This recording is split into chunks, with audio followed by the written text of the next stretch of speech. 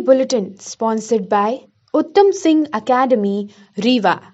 नमस्कार, विंध्या टाइम्स में आपका स्वागत है और आपके साथ मैं श्रेया हाजिर है आज की बुलेटिन की खबरों के साथ। पहली खबर की बात करते हैं।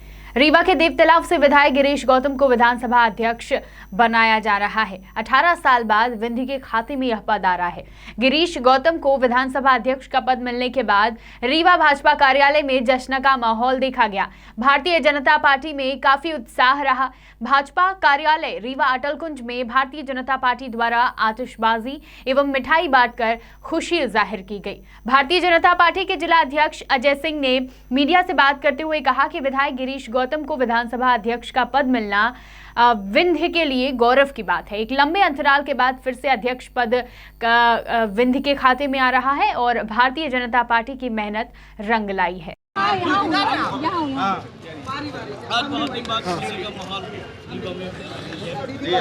निश्चित तौर पर भारतीय जनता पार्टी जिला रीवा के लिए बल्कि पूरे विंध्य के लिए एक गौरव का विषय है कि लगभग 17.5 साल बाद पुनः एक बार विधानसभा अध्यक्ष जैसा महत्वपूर्ण दायित्व विंध्य को मिला है और हमारे विंध्य के कद्दावर नेता, संघर्ष की मिसाल, देवतलाव के लोकप्रिय विधायक आदरणीय गिरीश गौतम जी मध्य प्रदेश विधानसभा के अध्यक्ष बनने जा रहे हैं। निश्चित तौर पर हम सबके लिए गौरव का विषय है। भारत सरकार के रेल मंत्रालय द्वारा पश्चिम मध्य रेलवे के रीवा स्टेशन और रीवा को एक बड़ी सौगात दी गई है। रीवा से इतवारी नागपुर के लिए स्पेशल ट्रेन को हरी झंडी दिखा दी गई है। आज वर्चुअल वीडियो कॉन्फ्रेंस के माध्यम से रेल मंत्री पीयूष गोयल ने रीवा इतवारी के लिए चलने वाली स्पेशल ट्रेन को हरी झंडी दिखाई। इस दौरान सांसद जनार्दन मिश्रा भी मौजूद थे, जिन्होंने रीवा रेलवे स्टेशन से ट्रेन को हरी झंडी दिखाकर रवाना किया। यह ट्रेन फिलहाल रीवा से इतवारी के लिए 3 दिन तक चलेगी, जो रीवा वासियों के लिए अच्छी खबर है। रीवा में पहले चरण के टीकाकरण में स्वास्थ्य कर्मियों, फ्रंट लाइन वर्कर्स को टीका लगाया गया। अब उन्हीं लोगों को द्वितीय चरण में टीका लगाने का कार्य कल से शुरू होगा। इस संबंध में आज अमरदीप मैरिज गार्डन में बैठक एवं प्रशिक्षण का आयोजन किया गया, जहां टीकाकरण से संबंधित हर बिंदु पर चर्चा की गई। इस बैठक में जिले के डॉक्टर, नर्स ने हिस्सा लिया। पहले चरण में किया गया टीकाकरण, उस समय जो समस्याएं सामने आई, वॉलंटियर्स को जो समस्याएं हुई, अब दूसरे चरण में ऐसे किसी भी समस्या का सामना न करना पड़े और क्या कुछ सुधार किया जा सकता है व्यवस्था में, इसको लेकर प्रशिक्षण का आयोजन किया गया। तमाम डॉक्टर्स और नर्स इस प्रशिक्षण में शामिल हुए।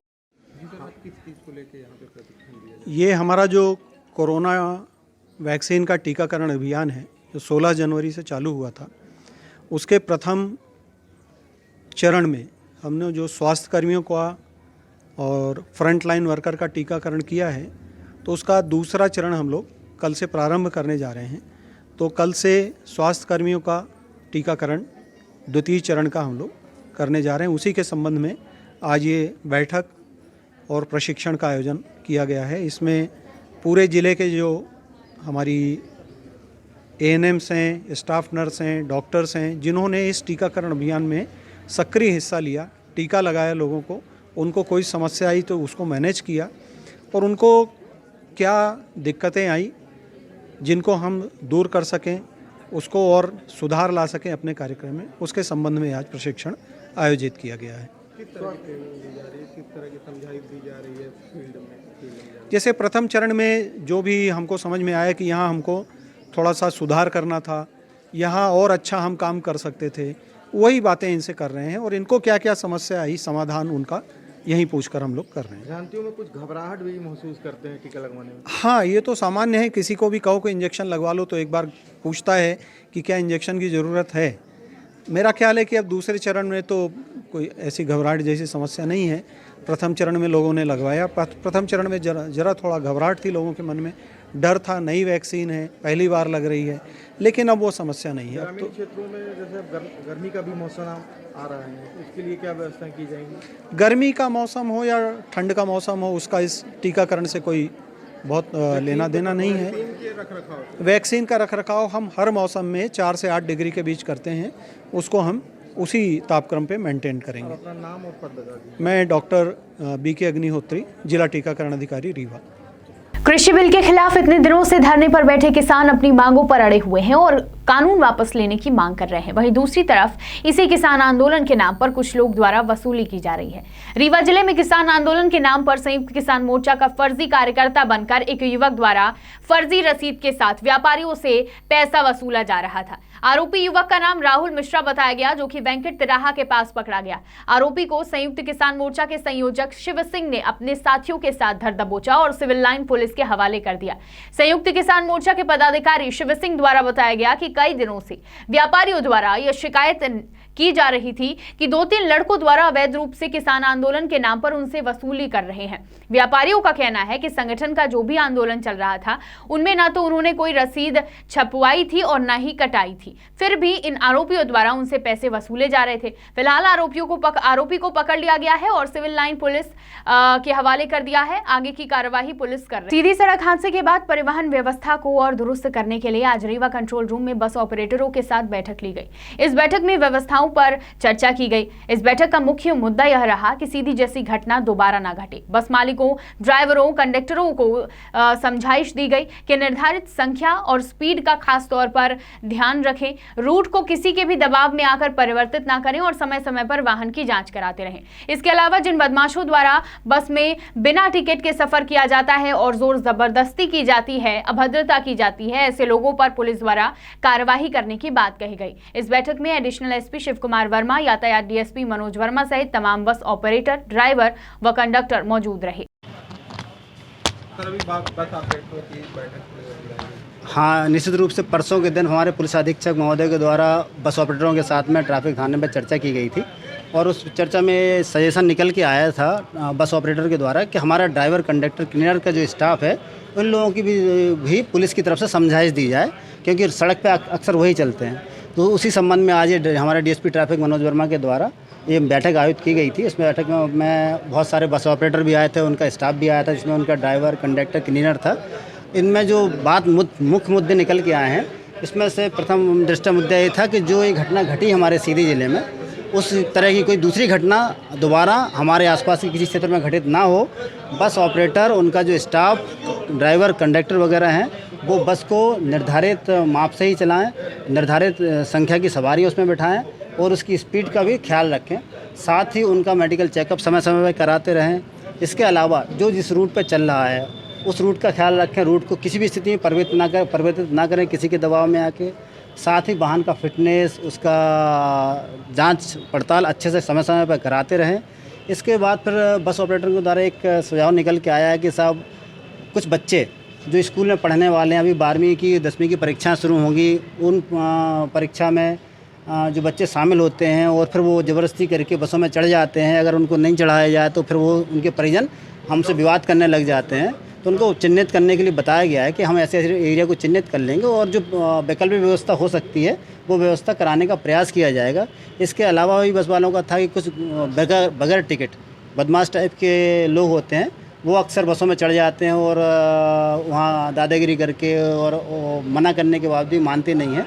उस संबंध में हमने एक कार्य योजना बना ली है, उस कार्य योजना पे काम करेंगे और ऐसे लोगों के खिलाफ कार्रवाई करेंगे लगातार। जैसी स्थिति में प्रशासन के द्वारा किसी प्रकार की सहायता वाहन की है? अब इस संबंध में पृथक से यार इसमें बात की जाएगी, वरिष्ठ स्तर पर इस पर चर्चा की जाएगी, क्योंकि ये मुद्दा बहुत ही बड़ा है। इसमें मेरे स्तर पर डिसीजन ले पाना संभव नहीं है।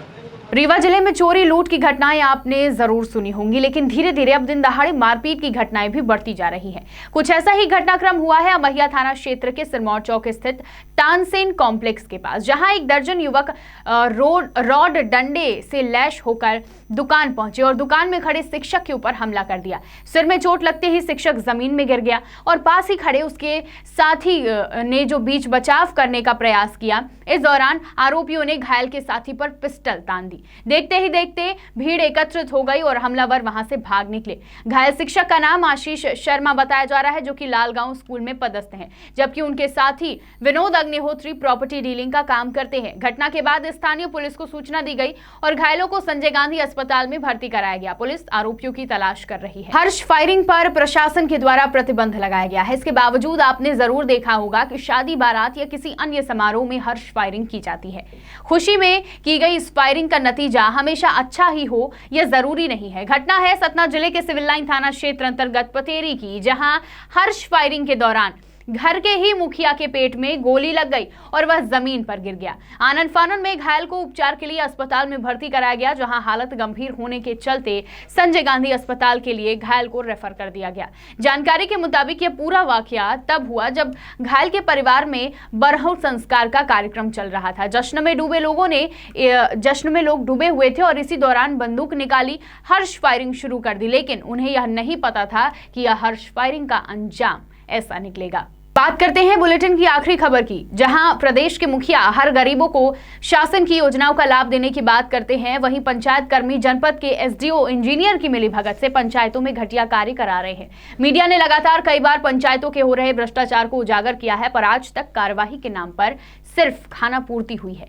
यहां तक कि जनपद पंचायत में सीएम हेल्पलाइन और आरटीआई के अधिकार का पंचायत कर्मी खुलेआम धज्जियां उड़ा रहे हैं। जिले में बैठे अधिकारी इन भ्रष्टाचारियों पर लगाम लगाते नहीं दिख रहे हैं। पहला मामला ग्राम पंचायत मझौली का, जहां पर सचिव अरुण सिंह व सरपंच की मिलीभगत से कई कार्यों में लाखों रुपए का भ्रष्टाचार हुआ। इस पंचायत में शौचालय के नाम पर घटिया कार्य कराया गया, सीसी रोड के नाम पर चोरी से रेत से कार्य कराया गया और ग्रेवल रोड के नाम पर भी फर्जीवाड़ा किया गया। पात्र हितग्राहियों को शासन की योजनाओं से वंचित किया गया। आरटीआई के तहत मांगी गई जानकारी का 4 महीने से कोई जवाब नहीं दिया गया।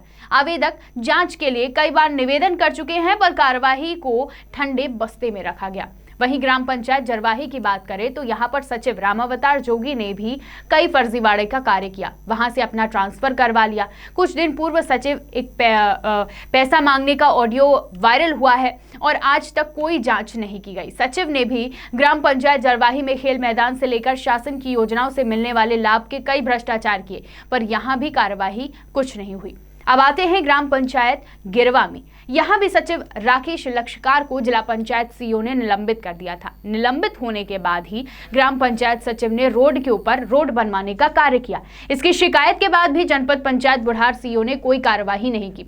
ऐसे ही ग्राम पंचायतों में भ्रष्टाचार हो रहे हैं, पर कार्यवाही के नाम पर सिर्फ खाना पूर्ति ही है। शहडोल से पंकज राव की रिपोर्ट। उसका परीक्षण कराएंगे कि वास्तव में वो किस तरह की रिकॉर्डिंग है, कौन बोल रहा है, कौन नहीं है, क्या तथ्य है उसमें। जैसे ही तथ्य उसके समझ में आ जाते हैं कि वास्तविकता क्या है उसकी, तब फिर हम उसमें विंध्य की तमाम खबरें लेकर कल फिर हाजिर होंगे। देखते रहिए विंध्या टाइम्स। बहुत बहुत धन्यवाद।